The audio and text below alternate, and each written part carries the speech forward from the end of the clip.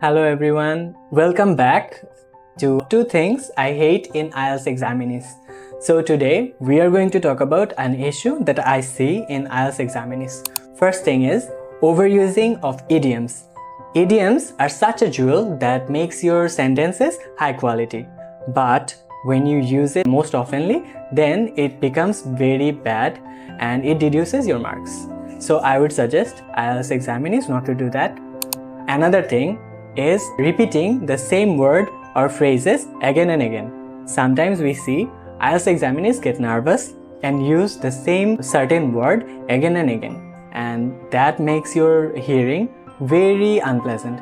So I would suggest not to do that again. So I will be coming back with more facts in the new episodes, and stay tuned, stay with English Career Universe to learn more about us. Thank you so much.